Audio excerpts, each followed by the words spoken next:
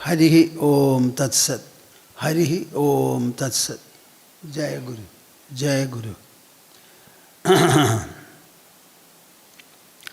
Shuddho Buddho Vimuktaha Shruti Shikhara Giram Mukhyatat Parya Bhumi Yasmad Jahatam Samastam Jagadidam Amritat Vyapya Sarvam Sthito Yaha Yasyam Sham Shabataraihi Suranaravanajairekshitam Sarvametat Tam Bhumanam Mukundam Hridigatamamalam Krishnameva Prapadye Tam Bhumanam Mukundam Hridigatamamalam Krishnameva Prapadye Madhya Hridaya Kashe Sadanandamayo Guruhu Udetu Satatam Samyak Swatmananda Prabodhakaha Harihi Harihi Harihi Om Tats Jaya Guru. As usual, we shall have 3 times recitation of the auspicious monosyllable Omkara. It is a kind of an austerity, a joint austerity that we are performing. All of you are very fortunate in that you are able to participate and also perform this austerity regularly. You can repeat it at home every day, once if not more. Interlock your fingers and put them on your lap. Sit comfortably erect. Close your eyes. Open the mouth and the heart and join me. Remember, our recitation should spread upon the whole of the earth, pronouncing its benedictions on all the creatures upon the earth. Let the mind and the heart expand, enlarge itself. Let your mind be extensive. We are all born as human beings only to have an expansional mind and also intelligence. Rise above selfishness and self-centeredness and have a universal magnitude, perception, a universal awareness, a universalness itself as soon as possible.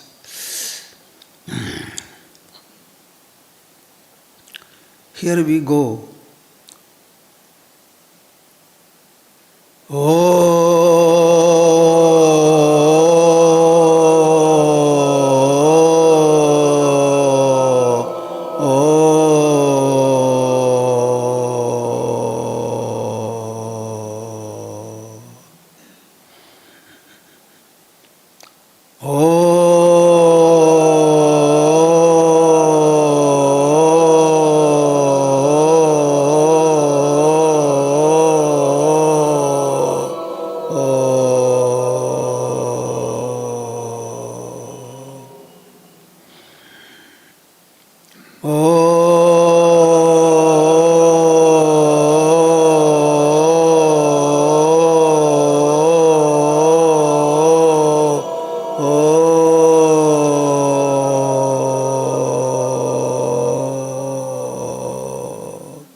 Very good.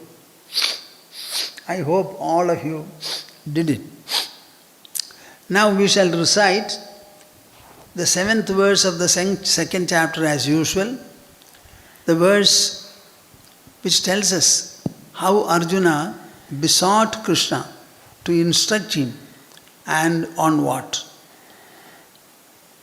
The problems that Arjuna encountered that day in the battlefield of Kurukshetra, more than 5,000 years ago, the same confrontation every one of you has. What is it?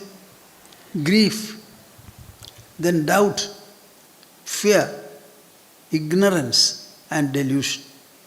Is there anybody who can stand up and then say, I don't have any one of these? If you have knowledge, you will also have ignorance. If you have insight, you will also have delusion. You will certainly have doubt if you have a mind and an intelligence. So the problems the mind manufactures and confronts us with are these: ignorance, delusion, doubt, grief. The first is grief. Okay, I will recite, follow me. Karpanya dosho bahata svabhavaha.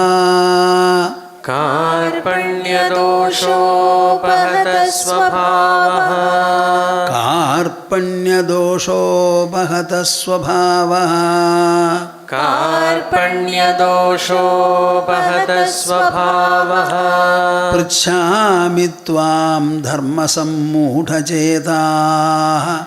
Pritchami tvam dharma sammudha chetaha. Pritchami tvam dharma sammudha chetaha. Dharma sammudha chetaha. Yat shreyasyad nishchitam bruhi tanme. Nishchitam bruhi tanme. Shishyasteham shadhimam tvam prapannam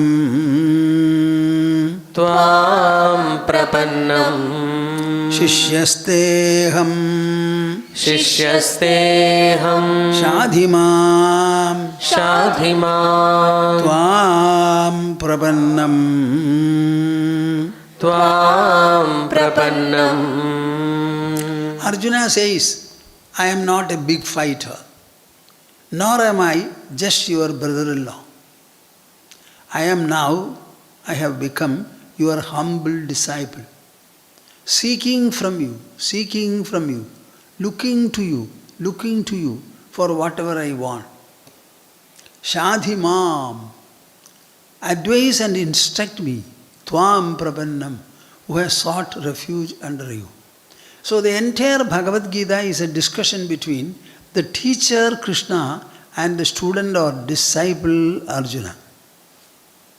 We always say, Bhagavan Krishna. He was not. He is speaking as a teacher, as a guru. Because he was enlightened, he was capable of teaching. Arjuna did not understand this enlightened aspect of Krishna's life. Only when he got into a muddle, he was totally under discomfiture, he looked to Krishna for some help and redress. He had not known it at all. Arjuna confesses it in Bhagavad Gita.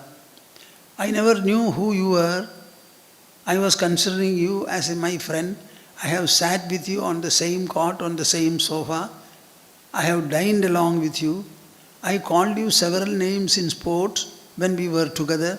For all these things, please excuse me, he says. That Krishna, what are you making him simply a god and keeping away from him? Keeping a picture and worshipping him? Constructing a temple for him? He is to be followed for what he had said.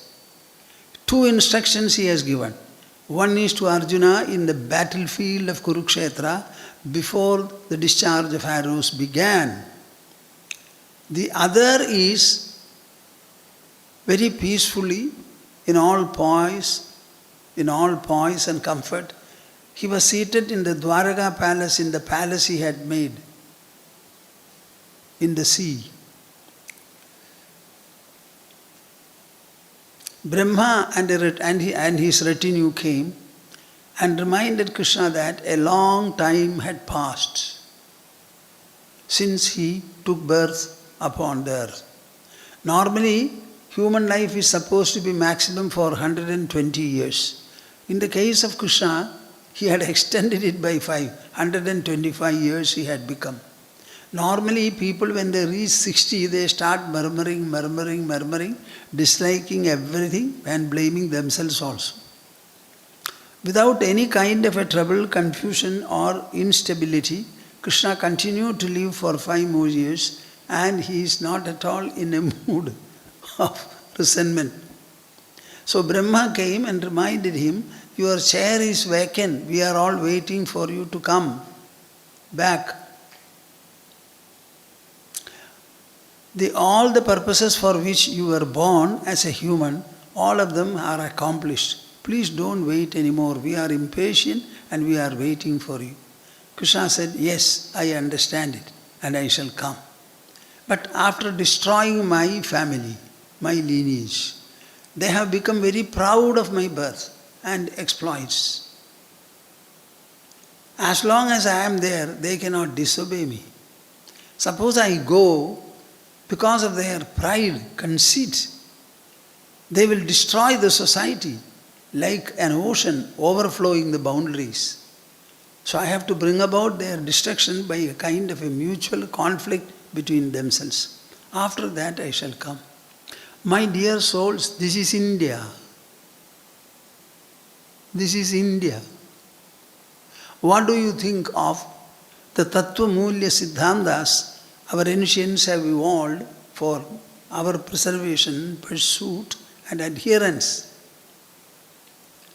You are all mostly parents or will become parents. Will you ever have a thought of this kind? He says his family had become proud. Similarly, if you are resourceful, educated, and you also have a good son, equally resourceful and educated, he will also become proud. Pride is not a good corollary of human life. Certainly not. We must become humble. Our proverb is Vidya Dadati Vinayam. Education or enlightenment gives humility. Humility. Humility. The more you are educated and wise, the more humble you are. So where is the question of becoming proud? They must be more concerned. We are all living to contribute to the society, ensure its welfare. Our contribution is not merely physical and sensory. Our contribution is mental and also intellectual. If you have a good mind, you contribute to the society the goodness that you have in your mind. If you have a good intelligence, that intelligential goodness is also a contribution to the society. Do you know the world exists not because of the many people who are diverting from the path of truth and righteousness, because of the few people who still honor truth and remain truthful. Everybody will say that everything is gone wrong. I am not prepared to accept at all. A bank manager once told me, Swamiji, we are carrying the chest of the Reserve Bank. I have a key. Another manager also has a key. I don't have money to call a taxi to reach home, but I carry the key of a chest which contains crores of rupees. All this money I am subject to correction, for at the moment there is an officer who has retired from Reserve Bank in my friend. So this money is being transferred. Invariably it goes by rail. At the appointed station, somebody will come. The money will be unloaded from the train, put on a cart or a train, something like that, and it will simply move. Nobody will know. At any point of time, corruption is possible. The people who are moving, at any point of time, have they taken the money? Not that they have freedom. Their mind can become corrupt, and corrupt urges may sprout in their mind. How much of money is being circulated like this? Why do you blame the whole society? Society is not corrupt. There are good people. Reserve Bank handles a lot of gold. Sometimes they melt the gold, convert it into different shapes, coins, etc. And the whole process is on. A number of people are involved. No corruption ever takes place. One concerned officer was telling me, Swamiji, I do my part. I don't know what was before me and after me. But I know what I am supposed to do and I do. How is it that all these things are managed? I marvel at the whole system. I marvel at the whole system. Why do you blame always? Everywhere cash transactions are taking place and nobody smuggles. Maybe one person tried to do something wrong. That does not mean that the whole chain is corrupt. We should look at the good things. So it is very, very important. Very, very important. So Krishna said that my lineage has become very proud and they will destroy the society. So I will handle things in such a manner that there will be a conflict between the family members, the lineage members, and they will start fighting. Do you know how Krishna dropped his body? Many people do not know. The entire Vrishnikula went for a sea bath. And they were taking bath, they got drunk, etc., started beating each other, pulling a very special type of grass which is like a stick, a cane. So when they started fighting, Krishna went there and tried to pacify them. They bet Krishna also. When they bet Krishna also, Krishna said, the time has come for me simply to go away. He walked off and sat leaning upon a tree. Then a hunter discharged an arrow at his foot and he died. Just imagine. All good and great people have abandoned their body when their beautiful work is over. What did Sri Rama do? He walked into Sarayu river. Before that he abandoned Lakshmana. Lakshmana went to the Sarayu river, stepped into it and disappeared. Sri Rama also. What do you want them to do? Do you want them to lie on the cot, hospitalized, with breathing and other troubles? When the job is over, we should simply go. I am told that there are sannyasins living on the Himalayan, not peaks, Himalayan slopes. They are generally alone.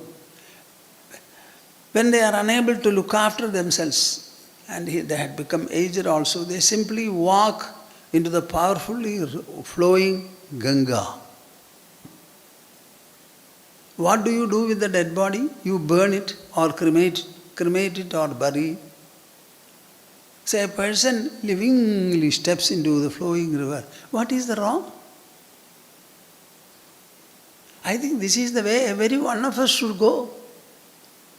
So just imagine, all our scriptures speak about what to do with life and how to end our life.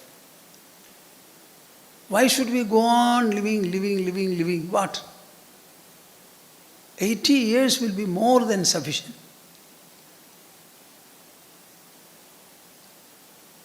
We must be able to live a very good and healthy life, provided you live your life properly. Without any sickness we can live, that is what people say. But our whole air is corrupt. Water is corrupt. Global warming is on. And we want to be healthy. Is it possible? Are we able to regulate our life, safeguard our life?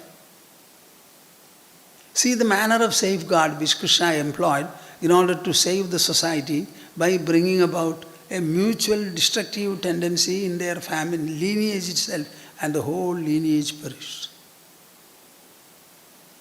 So Krishna is a teacher before us. Before Arjuna, he was a teacher. Never speak of him as a non-human person. He had only 2 hands, 2 feet, 1 mouth, 1 chest. Just like any one of us, Sri Rama also had the same human body. Did they have anything more than a body, mind, intelligence, ego? And the soul is common, their soul and our soul are the same. Let us understand it. So he says, Karpanya doshobhata swabhavaha. I am deluded by short-sightedness. I am asking you, deluded in the path of righteousness. Tell me what is Shreyas, everlasting goodness, everlasting fulfillment. Tell me precisely, firmly, clearly and absolutely, giving scope for no doubt at all. I am your Shishya, you are my guru and talk to me as an instructor will to the student in front. Will you remember this? Now we are discussing the 5th chapter of Bhagavad Gita. What is the verse I chanted and explained? Brahmanyadhaya karmani sangam tyaktva karodhiyaha lipyade nasapapena padmapatramivambhasa. This is verse number 10. Would you like to recite it? Brahmanyadhaya karmani Brahmanyadhaya karmani sangam tyaktva dhananjaya. No, wait. Brahmanyadhaya karmani Brahmanyadhaya karmani sangam tyaktva karodhiyaha Sangam tyaktva karoti yaha lipyate nasapapena sapapena padmapatramivambhasa. Padmapatramivambhasa. Never speak about inaction. Do you want to be idle? What is it that you want? Are you not having your food? Will it not provide nourishment and energy to the body in the form of cells? Except by using them for different types of activity, how can they be used up and spent? So never speak about inaction at all. The only course for us is to be active.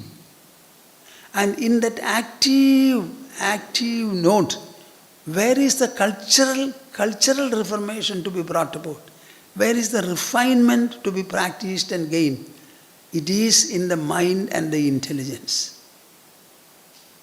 Suppose there is a huge ship and you are one of the passengers in it.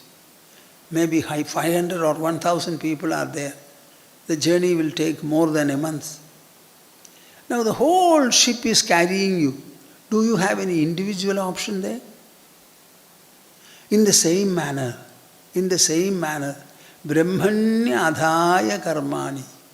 The whole universe is a display, a manifestation of the supreme reality called Brahman. Understand that the whole universe is a display of Brahman and I am only a very small part of it. Understand your connection with the whole and have a sense of dedication, a dedication in your mind. Let your whole life be a dedication. Brahmanyadhaya karmani. Maybe you eat, you drink, you sleep. You also act for about 8 hours. Maybe it is a commercial activity, industrial activity, IT activity, administration, management, maybe farming in the land, driving a vehicle, any kind of an activity. It's all part of a whole. Have the feeling of wholeness and consider that yours is a contribution. That's all. Then you will not have any delusional clinging about what you do. What shall I do? Whatever nature has inspired me with, provided me with. I don't have a big option. I can speak only with the tongue I have. I can see only with the eyes I have. I can hold only with the hands I have. Suppose a child is born without hands. Can he hold? And these hands are made. Are they made by your father or mother? Certainly not. So see the hand of Brahman and its display everywhere. And develop a sense of dedication, an offering, a dedication. That's all. And search for the delusional clinging that victimizes your mind and remove it with this all-fold thought. The unnecessary ego that troubles you should become completely extinct. We go to verse number 11 now. Kayena manasa buddhya kevalair indriyairavi yogina karma kurvanti sangam tyaktva atma shuddhaye. I think this verse also I took. Anybody remembers? Kayena manasa buddhya kevalair indriyair avi. Kayena by the body, manasa by the mind, buddhya by the intelligence, kevalaihi indriyaihi avi. By the senses alone. Yogina karma kurvandi. All the yogis perform different kinds of activity, but atma shuddhaye sangam tyaktva. They are performing all their actions. It may be marriage, it may be parentage, it may be school life, college life, professional life, corporate life. Any life that you do, either in industry or in agriculture or in anything else. Sangam tyaktva, the delusional clinging which arises from your ego and desire, that should be avoided. It can be avoided only by tattva vichara, by doing truthful introspection. The introspection should be an infusional introspection. What do I mean by infusional introspection? Introspection all of you must be doing. But the introspection I am speaking about is infusional because by this introspection you propose to infuse qualities and qualitative refinement into your mind, intelligence and system. That introspection you should do. Try to do it for 15 minutes or 20 minutes or 30 minutes every day.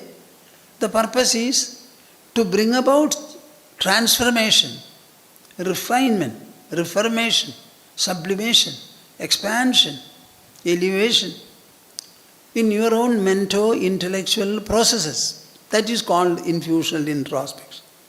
Atma Shuddhaye. Declare it in front of at least space around you. Everything that I do is for my purification, my purification, my purification. Everything is Atma Shuddhaye. Yuktah karma phalam tyaktva shantimapnodi naishtigim ayukta kamakarena phale sakto nibadhyade. This is verse number 12. Yuktah karma phalam tyaktva Yuktah karma phalam tyaktva shantimapnodi naishtigim shantimapnoti naishtikim ayuktah kamakarena ayuktah kamakarena phale sakto nibadhyade. bhale sakto nibadhyate. Krishna is showing the contrast between the yogi and the bhogi. Yuktaha, yuktaha, the one who is yogically-oriented. Karma phalam tyaktva shanti mapnodi naishtigim. Karma phalam tyaktva. It doesn't say karma tyaktva. Karma phalam tyaktva. I don't know whether you are with me. The result of whatever activity you perform, what is the result? See, a lady delivers a child. It is actually the fruition of pregnancy.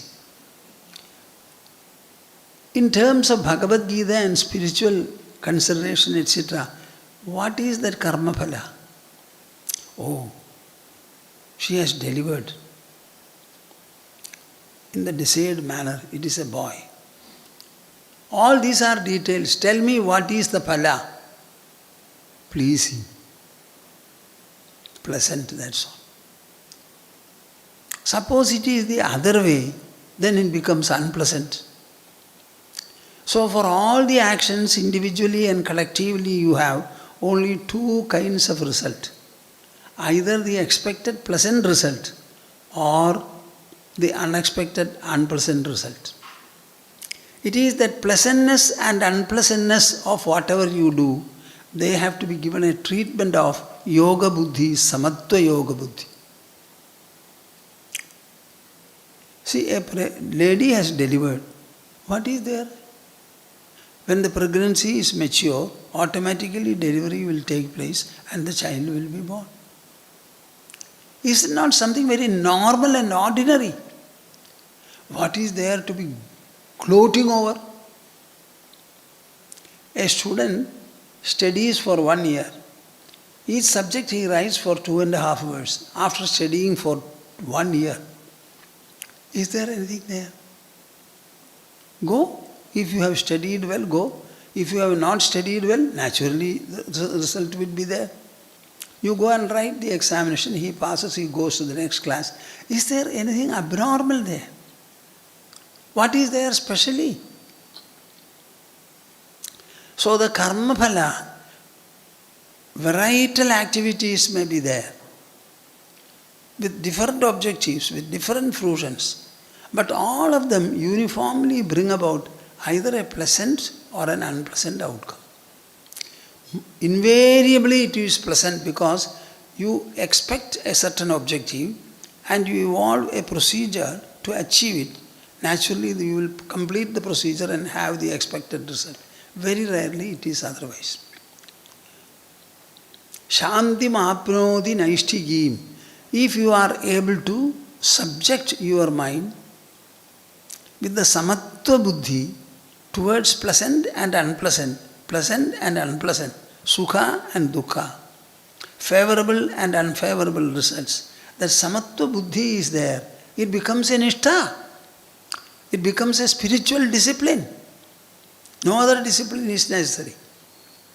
And you attain shanti, peacefulness, quietude. Ayuktah kamakarena.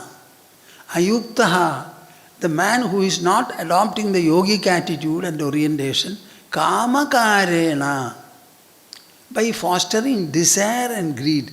Desire and greed. Whew. Desire and greed. You know how corrupting it is, how putrefying it is, how constricting it is. The beautiful mind becomes ugly when you have a desire. Why should you have a desire? Do your work, whatever you want to do. Desire is a constriction. Greed is all the more so. Kamakarena phale sakto. By fostering desire towards the result, nibadhyate, he becomes bound. The contrast between the yukta and the bhukta. The yukta attains shanti. The whole life becomes a nishtha for him. Nishtha is not a 1 hour puja that you perform. Nishtha is not a vrata that you undertake for 1 or 2 days. This is actually associated with your own performance, your own pursuit, your own activity, your own interaction. Ayukta kamakarena phale sakto nibadhyate. In the 3rd chapter, Krishna has said something very important. People don't observe and find out where the essence is mentioned. Sakta karmanya vidvamso yatha kurvanti bharata kuryat vidvams tatha saktaha chikirshuhu lokasangraham. He says, saktaha, the people who suffer from delusional attachment. Avidvamsaha, why they become attached? Only because of ignorance. Understand it well. If you have attachment, delusional clinging, understand that it is due to your stark ignorance. You are a fool. Fool of the first order. That is why you have attachment, delusion. Saktaha karmani avidvamsaha. Most of the people are like that. So he has used the plural number. So the ignorant people, how much attached to whatever they do, yatha kurvandi, the manner in which they are performing, he says, vidwan, the enlightened person, also should do exactly in the same manner. I don't think you will think about the contrast properly. How the ordinary people with a lot of fanfare, delusionally attached to many things, they perform. Externally, the performance should be exactly alike in the case of an enlightened person. But he should not have the delusional clinging. And whatever he performs, it is not for him, his own family alone, or the societal segment. It is for the entire world welfare. Most of you will be paying tax. The tax may not be much, maybe a few thousands or maybe a few lakhs. But compared to the total tax the government collects, how much will it be? Very small. But mind you, your tax is going to the national pool, and that is going to be the resource for the government to function and improve the whole land and infrastructure. Chikirsuhu lokasangraham. So in paying the tax, what should be your attitude?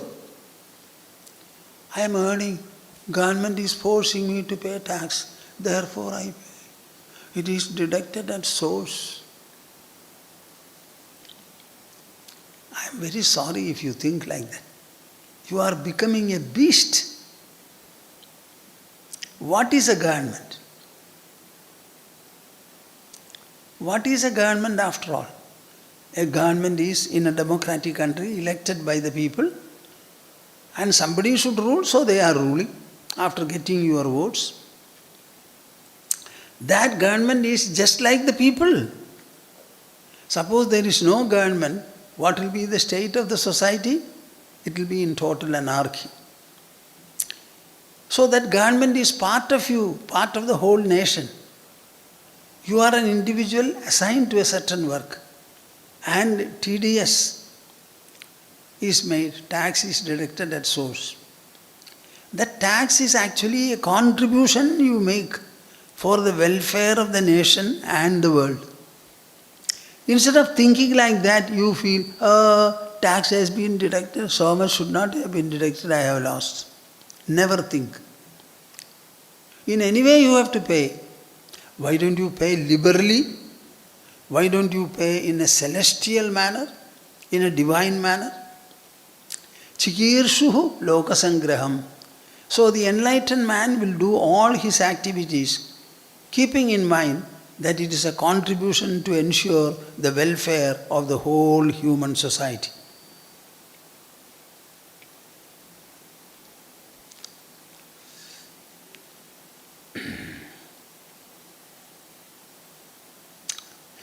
I don't know how you find these talks. Sarvakarmani manasa sanyasya aste sukham vashi navadvare pure dehi naiva kurvanna karayan. I sometimes wonder, our people are very unfortunate. You never open the beautiful literature, scriptures and scriptural writings we have, and understand what lofty ideas are instilled into them. He says, Sarvakarmani manasa sanyasyaste sukham vashi navadvare pure dehi naiva kurvanna karayan. If you can understand this one verse, you become a sannyasi.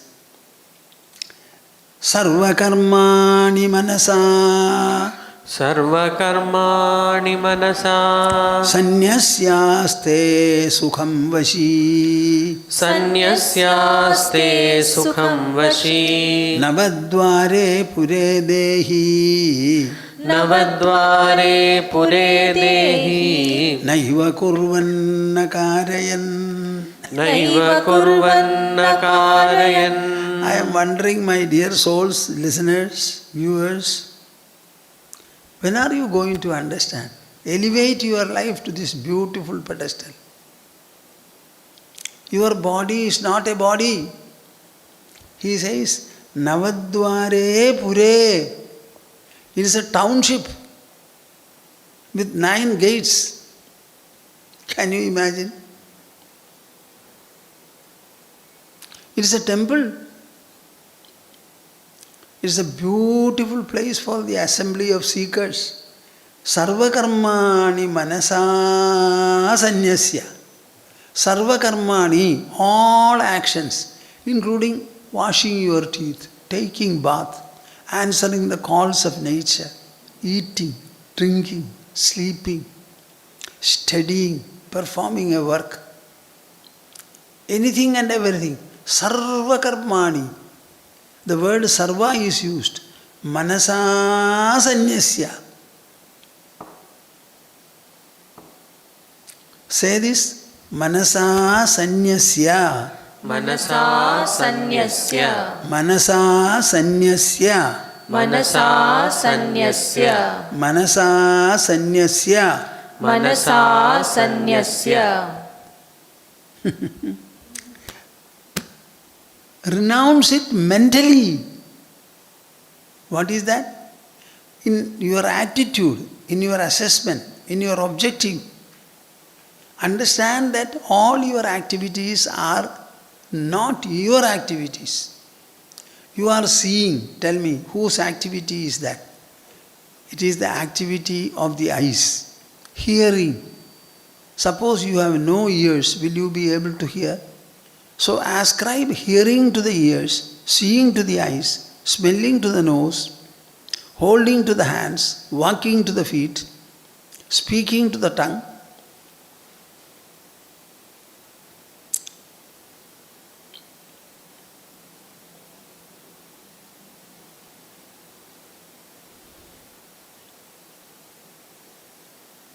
What is it that you understand from this? Sarva karmani manasa sanyasya aste sukham vashi. Aste. He sits sukham, comfortably, vashi, well controlled.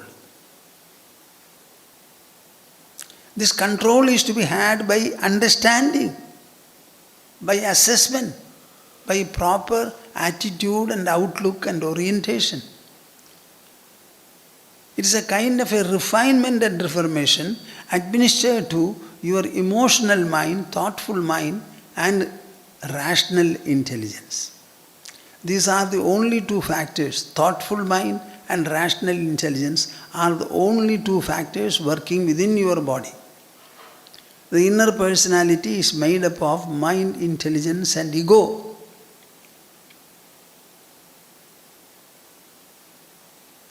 Sarvakarmani manasa sanyasya aste sukham vashi navadvare pure dehi naiva kurvan nakarayan.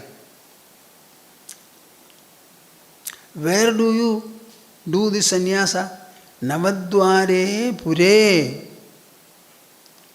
All your activities are attributed to the different organs in your own body. Suppose you have no body, will you have been born? Suppose you have no hands, then you will not hold.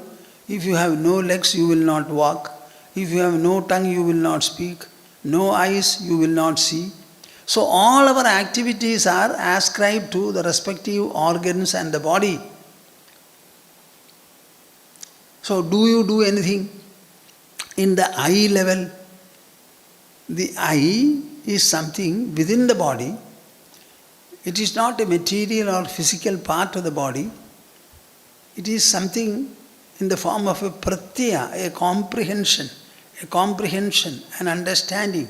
I is an understanding that is different from the body. Body is matter, I is comprehension. So the comprehensional I will be different from the material, physical body. Am I clear, my dear viewers? Is it not like arithmetics? I fold because I have fingers and my hand. Every action is done by the respective organ. So in the eye level, do you do anything? Nothing.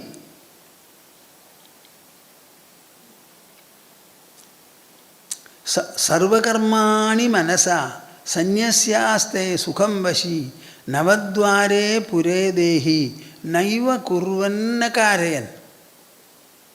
Naiva kurvan, neither doing nor causing anyone else to do.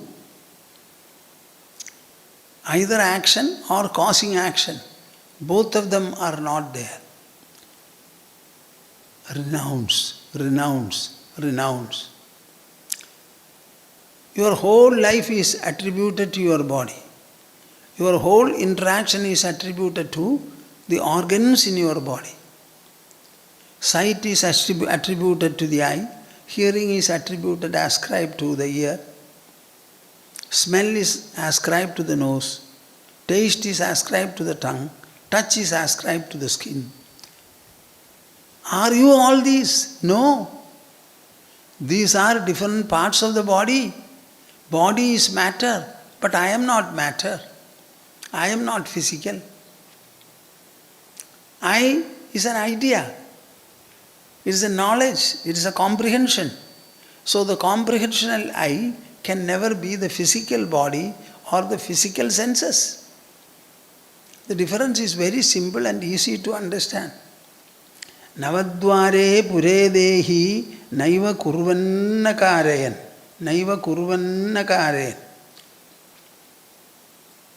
He has used the word sannyasa in the third chapter, 30th verse. Mayi sarvani karmani sanyasya adhyatma chetasa nirashir nirmamo bhutva yudhyasva vigatajvara. I sometimes wonder, if you are all near me, I will continue with this verse until you understand it. What does he say here? Do sannyasa of all your activities in me. Adhyatma chetasa. This sannyasa can be achieved only by your mind and intelligence becoming spiritual. When you spiritualize your mind and spiritualize your intelligence, automatically sannyasa will result. Nidashihi nirmamo bhutva. With no desire, with no possessiveness. Yudhyasva vigatajvaraha. Being all this, being a renunciate, fight the war, fight the war, fight the war. The renunciate is not one who leaves everything and sits in the forest. He may be a physical renunciate. But the true renunciation is belonging to the mind, belonging to the intelligence. In the intelligence, it will be in the level of understanding. In the mind, it will be in the nature of attitude, orientation. Who will explain to you like this? Have the right attitudinal orientation. Similarly, that intellectual enrichment, enlightenment.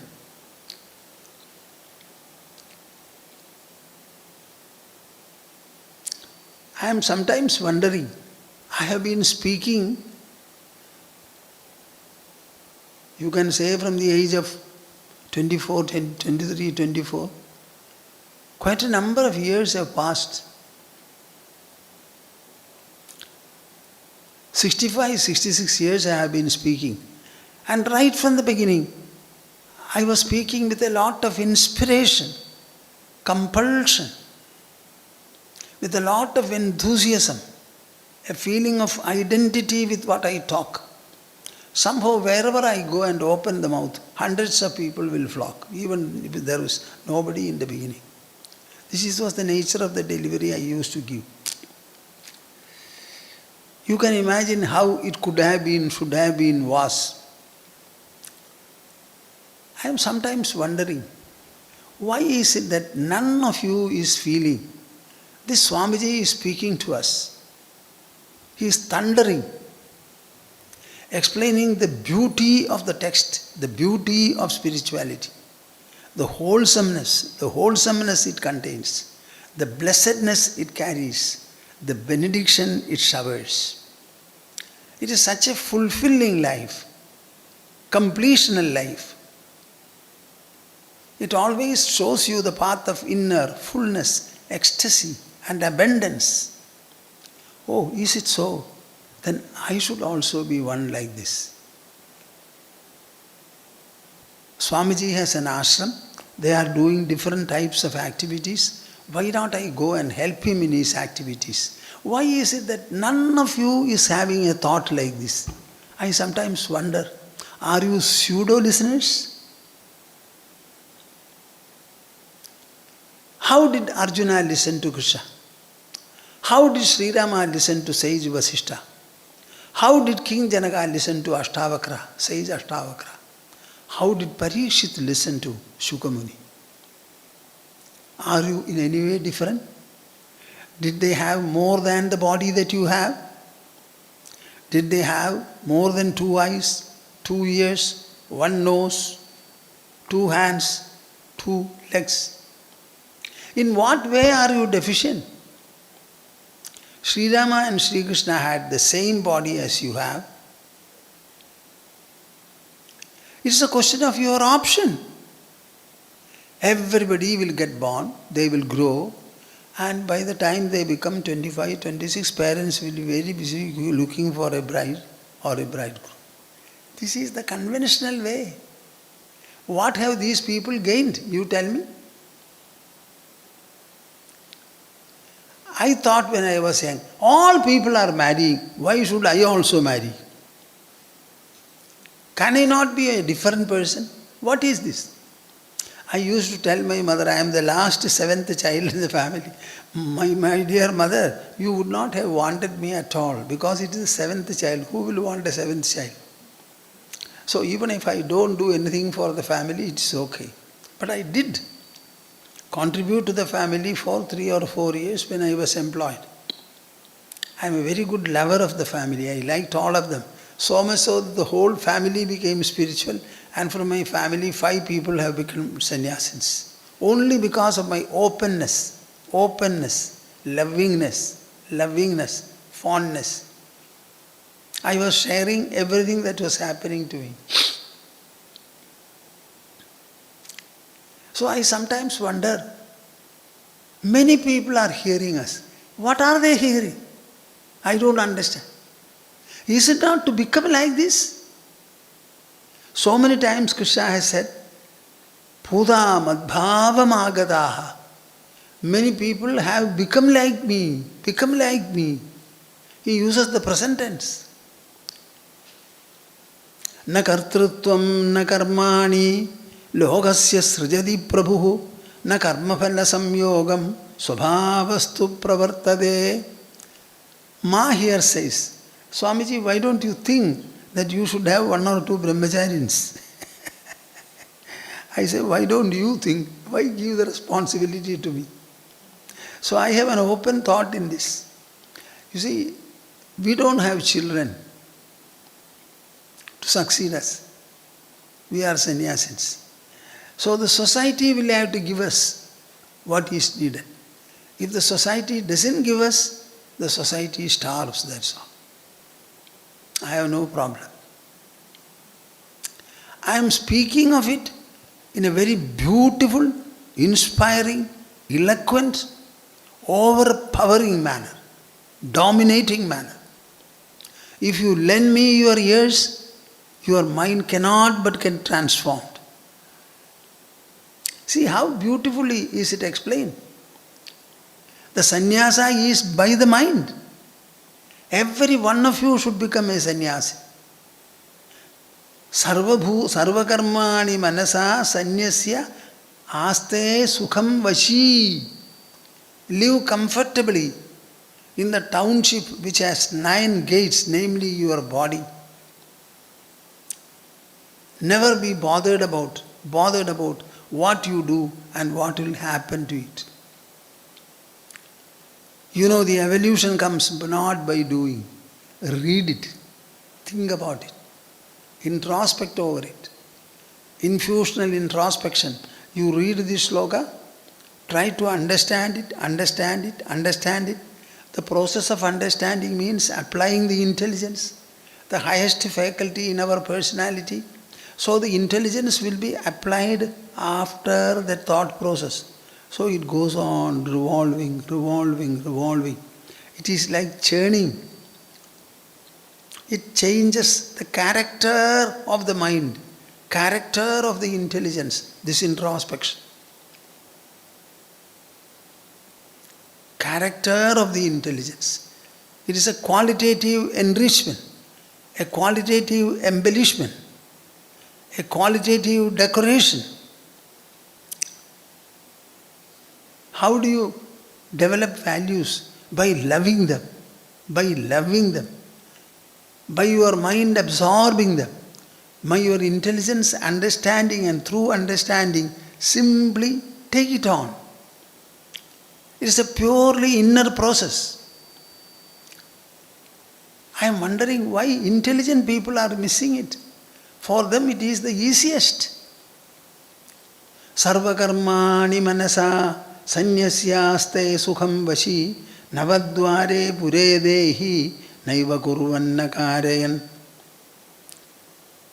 Krishna goes to a wonderful extent. There are two important verses in the 5th chapter, the like of which you will never find in any world scripture. Na kartrutvam na karmani logasya srajati prabhu na karma phala samyogam svabhavastu pravartate. Na kartrutvam na karmani. न कर्तृत्वं न कर्माणि न कर्तृत्वं न कर्माणि न कर्तृत्वं न कर्माणि लोकस्य सृजति प्रभुः लोकस्य सृजति प्रभुः लोकस्य सृजति प्रभुः लोकस्य सृजति प्रभुः न कर्मफल संयोगम् न कर्मफल संयोगम् स्वभावस्तु प्रवर्तते स्वभावस्तु प्रवर्तते स्वभावस्तु प्रवर्तते स्वभावस्तु प्रवर्तते. You have no responsibility over anything. Even responsibility is a word uttered by the vocal system, coined by the brain. Are you the brain? No. Are you the tongue? No. Are you the vocal system? No. Who operates all this?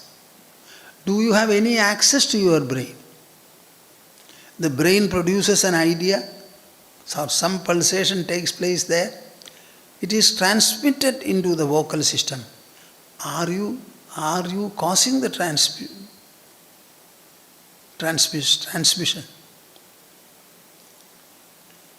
In the vocal system, the voice comes from the lower abdomen.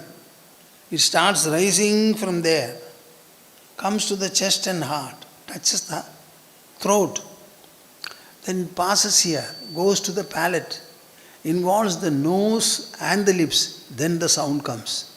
Do you have any control over them? Do you know the process? Then why do you claim that it is mine? Stop it. Drop all ideas of doership. Na kartrutvam, na karmani. Logasya srijati prabhu. Logasya prabhu, the Lord of the world, never has instituted or created doership in anybody, nor has he ordained several types of activities as to be done. Na karma phala samyogam. He does not also join somebody with the result of the karma he has done. That also is not there. I don't know. What shall I feel? Are you prepared to accept this statement? Understand it. You say, I am a doer. It is only a vocal utterance. The idea is formed in the mind. So it is a manipulation the mind does. I am the doer. Are you the doer? The Lord of the world has not instituted any note of doership in anybody, nor has he designed the activities also. Take all the human activities we are performing. Are they not our own? What about science and technology? Prithu was the first king who leveled the surface of the earth. and made it habitable. Before that, what was the position?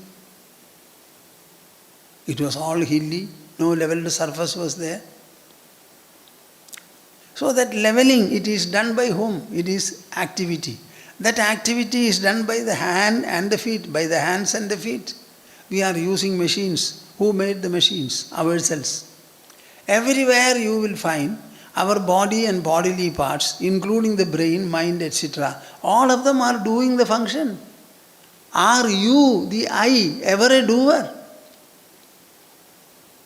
So even God says, I have not instituted any kartrutva or activities, nor have I made a law or process by virtue of which karma phala samyogam. A man will be linked with what all results follow for his actions.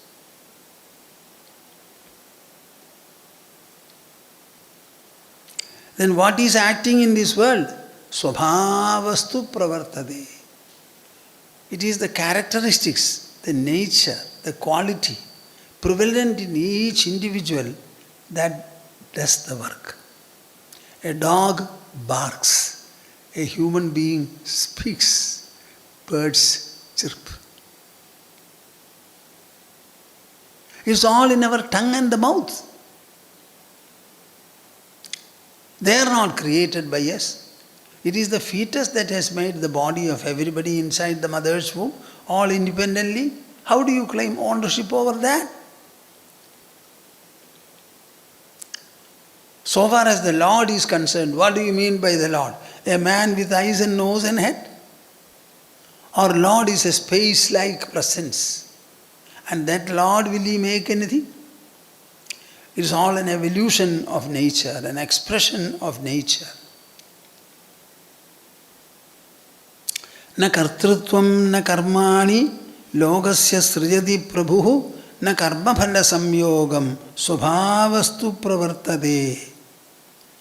Krishna is not satisfied. He goes on to say, nadatte kasyachit papam na chaiva sukritam vibhuhu ajnanena avritam jnanam tena muhyanti jantavaha. Nadatte kasyachit papam Nadatte kasyachit papam na chaiva sukritam vibhuhu na chaiva sukritam vibhuhu ajnanena avritam jnanam ajnanenavritam jnanam tena muhyanti jantavaha. tena muhyanti jantavaha. My dear souls, are you ready enough? Are you pure enough? Are you sincere enough to understand what is mentioned here and selfize it, realize it, make it your own? Nadatte kasyachit papam.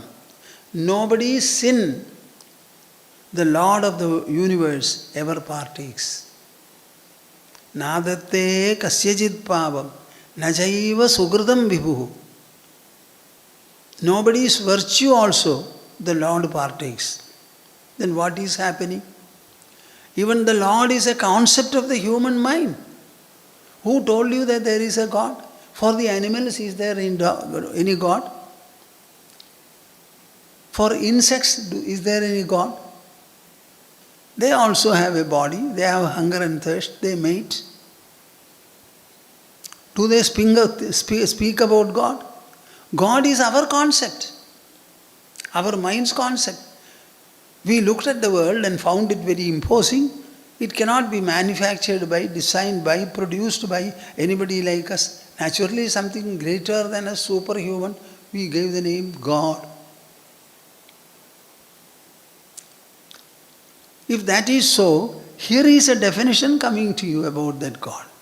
Nadatte kasyachit papam logasya srijati prabhu nadatte kasyachit papam na chaiva sukritam vibhuhu. The Lord never partakes of anybody's sin. I have done so much of sin. Please, oh God, take and dissolve them.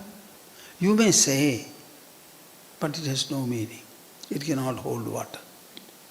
Nachaiva sukritam vibhu. Then what is happening? Ajnanena avritam jnanam. The real knowledge is enveloped by ignorance and delusion. Nobody thinks, nobody tries to understand, nobody has the freedom and the boldness. Whoever thinks, he thinks in a weakling manner.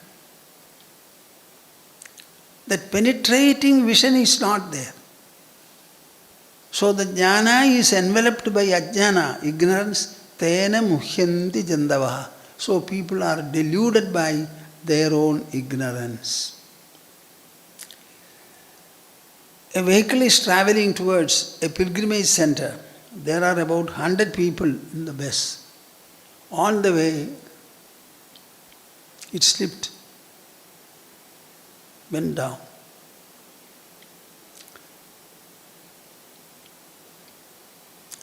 "40 people died and 60 people survived." When I say this, one dear devotee was saying, "Swamiji, please don't say like this." 60 people were saved and 40 died. The 60 people will say, "By the grace of God, we are saved." Tell me, is it by the curse of God that 40 died? Give me an answer. The road is yours, vehicle is yours, driver is yours, traffic rules are yours. If while driving on your own road, the vehicle has slipped, which is made by you, where is God coming in there? See here, a little away from here, the road to Thrissur, there is a curve. So many accidents used to take place. It took them a few years to widen that curve. No accident at all after widening. Tell me, what is the cause of accidents then? Is there anything in this world which you can point out as having been made by God? Your houses, everything that is part of human civilization is not done by human. And what is Mr. God to do there? See, India is great. India is great. Nobody can say like this. Ajnanena avrutam jnanam. So I always say, I have written a book on renunciation. Renunciation is actually a comprehensional renunciation, an attitudinal renunciation, an objectival renunciation, an assessmental renunciation. Our hands and body cannot renounce. Renounce itself is a word coined by the mind of man.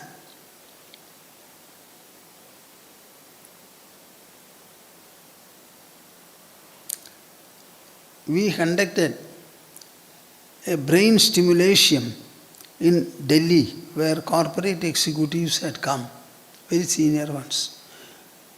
So that American channel, CE or what is that? Their representative had come there. So I put it as brain stimulation, but they never accepted the word. They said brain stimulation. Like gymnasium, I thought that stimulation can be a word. What is the wrong? Who has made all words? Only writers and thinkers. Even now, if new words are to be coined, you have to coin them. So I generally coin some word. I have one word which I wanted to write to Oxford. HESH. It means hish. It means he or she. I have not written to them. Hish. Because every time you can say he or she, we are tired of saying this.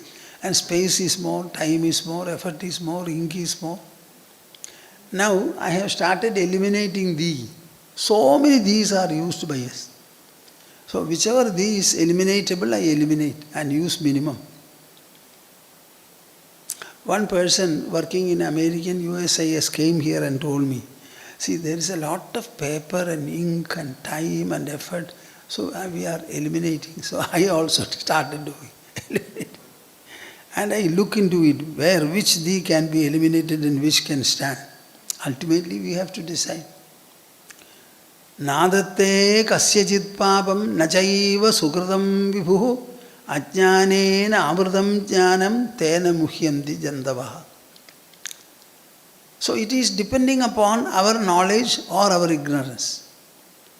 There is nothing else. So in the bus that fell and 40 people died and 60 is saved, all of them will say, by the grace of God we are saved. So by the curse of God 40 died. Did God curse for 40 of them? This saving has occurred because of the relative positions in the bus they were seated and the impact of the fall. In some places the impact was very deep. In the others, because of the position, etc., it is different. And why should we bring God there? Make good roads, observe the traffic rules, check the vehicles in time, do everything properly, then the accidents. Our accidents are supposed to be reduced. We want to reduce it to zero. More than 5 lakhs of people die on our roads every year. If it is all because of God, then why should we try to reduce it at all? When electronic signal system was introduced in the railways, we don't hear about railway accident at all. Otherwise, every month we used to have a couple of accidents. Now all these accidents, where have they gone? Similarly, in any walk of life, accidents are incidents, incidental fruitions. So I repeat my point. What is that? This beautiful wisdom which gives you everlasting bliss. I put it this way: inner sufficiency, inner abundance, inner fullness and inner ecstasy. What more do you want? Your family is meant for it. Your riches are meant for it. Your education is meant for it. Your family is meant for it. Ultimately, it's all, I have a family, I have 2 children, my son has got a son. All these are assessments in your mind. So the joy is in the mind, sorrow is in the mind, doubt is in the mind, grief, delusion is in the mind. So in that mind level, you become placid. Contentment always lives there. The mind becomes full. So this beautiful philosophy I have been thundering for so many years. A few people have come to the ashram, I am happy about it. But I believe, why is it that it does not occur to you at all? I took to this path of renunciation only because of reading some scriptural verses. 1 or 2 of them finally said, no more. I left. Went to the office, wrote the resignation letter, tell them that a time comes when a seeker of truth feels he cannot tolerate anymore a kind of a professional life. Please allow me to retire from your services. This is how I resigned. I was very happy. One problem I was saying was daily shaving. It was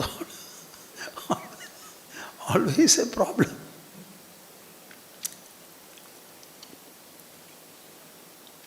Okay, we shall stop.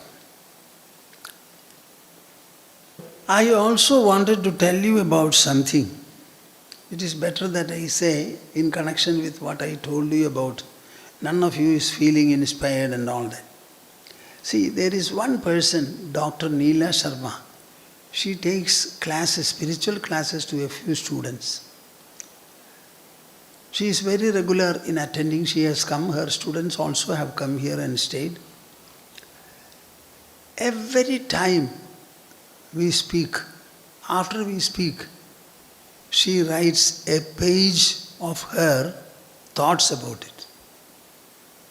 It seems she also makes her students do it. Just imagine, unfailingly she writes.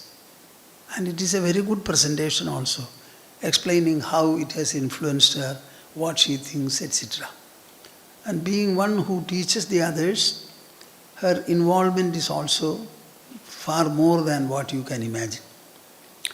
She is unfailingly writing on every talk after listening to it.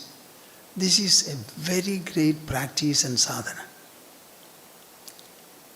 Out of so many people, hundreds of people who listen to me, has any one of you thought of saying something?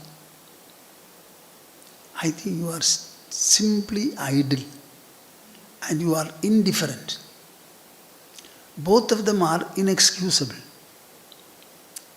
If I talk and you listen to, that listening must bring about some transformation, some impact it must have. And should you not let us know this is the impact we are having, we will be very happy to know about it. It is not a talk that I do directly in front of you so that I can see you and you can see me. This is an online presentation. So this Neela Sharma does it very well. I wish we have more such people in our country and the world. There is something called faithfulness. If you faithfully listen to a talk, it is bound to transform you. You don't have to do anything. If you want, close your eyes and simply remain. The words will automatically strike your eardrum and they will push it to the brain centers. Everything will be over.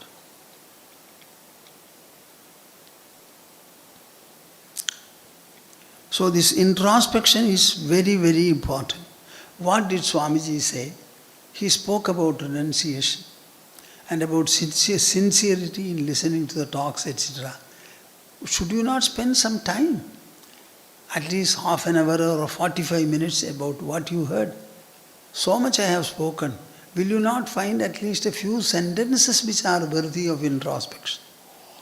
And should you not introspect over them? Otherwise, how do you expect improvement, change, transformation? It's a question of reforming and refining your inner being. Okay. Samvedya varjitamanuttamamekamadyam samvitpadam vikalanam kalayan mahatman hridyeva tishtha kalanarahita kriyam tu kurvan akartrapadamedya samodidashri kurvan akartrapadamedya samodidashri. We shall have the conclusional Omkara in chorus. Take your mudra for it.